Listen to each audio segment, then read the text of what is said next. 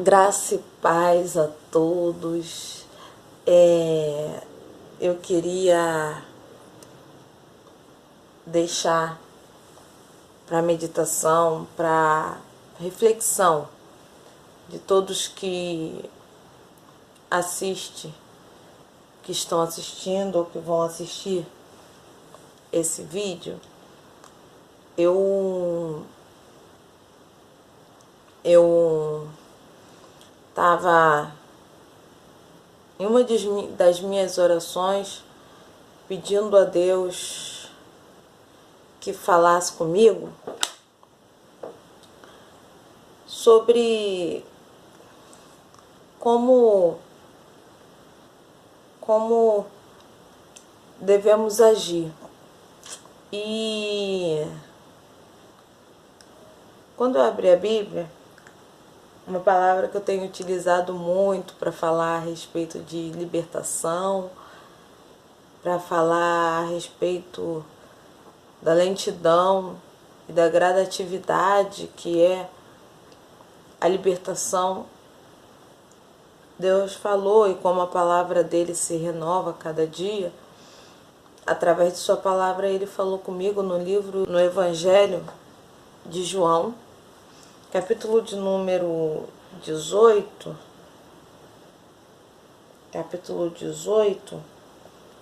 verso 11, verso de número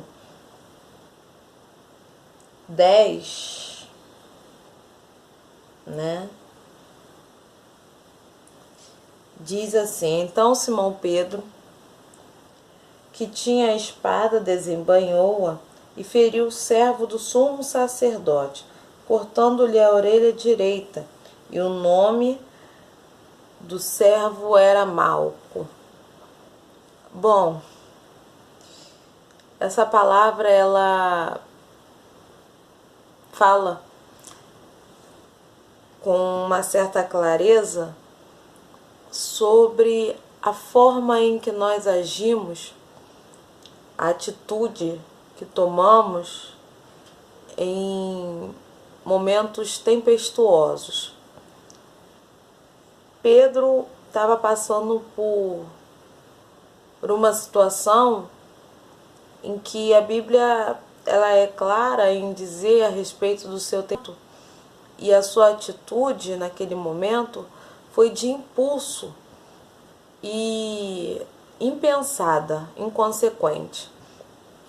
Pedro, quando Judas se apresenta entre os soldados para poder identificar a Jesus e prendê-lo, Pedro vai estar com Jesus naquele momento, e a Bíblia, como nós acabamos de ler, nos relata que ele desembainhou a sua espada e, fitando ou com o objetivo de pagar o mal com o mal, ou numa atitude, como falamos aqui anteriormente, impensada, inconsequente. Pedro feriu a orelha, arrancou, feriu a orelha de Malco. A palavra que diz que Malco não era soldado, Malco era um servo do sumo sacerdote.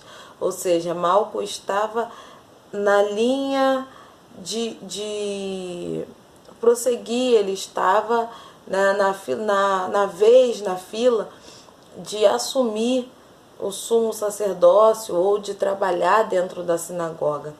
E é dado a saber que, por costume e cultura, dizem que o sacerdote não poderia, ou vamos dizer, um trabalhador, um servo da sinagoga, do templo, não poderia ter nenhum defeito, não poderia ter nenhuma mácula, nenhuma deficiência.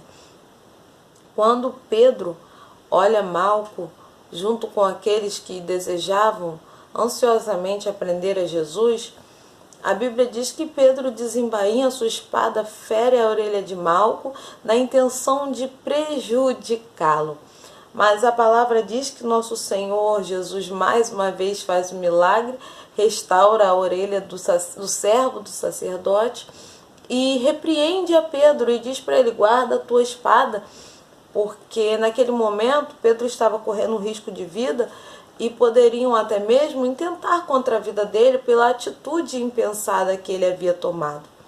E às vezes nós nos encontramos em momento de aflição. A Bíblia diz que Jesus, quando estava no seu estágio de maior aflição, transpirou sangue.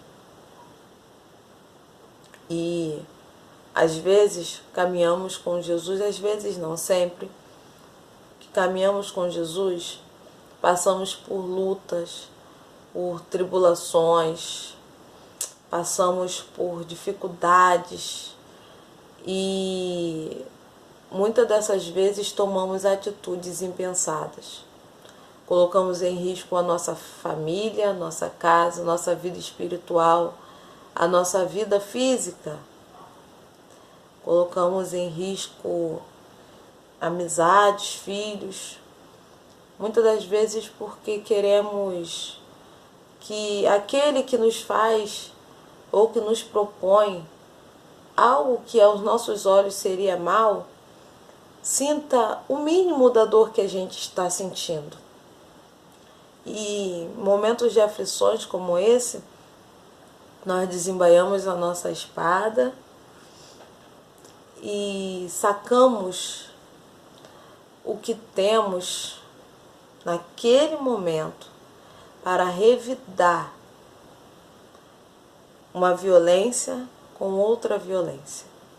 Seja essa, seja a mesma, física, espiritual, emocional, mas nessa palavra eu entendo que mesmo no momento de maior aflição, o meu e o seu mestre, Jesus de Nazaré, ele nos diz: guarda a sua espada, porque é lícito ou é justo que a palavra do Pai se cumpra. Ele está dizendo: não pague o mal com o mal, porque tudo aquilo que Deus projetou e planejou há de se cumprir, e nada foge do controle de Deus. No final de tudo isso, você vai ver que a palavra vai se cumprir e um bem maior e tão grande à sociedade é feito, que é a ressurreição do nosso Cristo e a compra de nós, pecadores, para uma vida eterna, maravilhosa, algo inestimável. O que seria a atitude de Pedro diante de todo o projeto de Deus?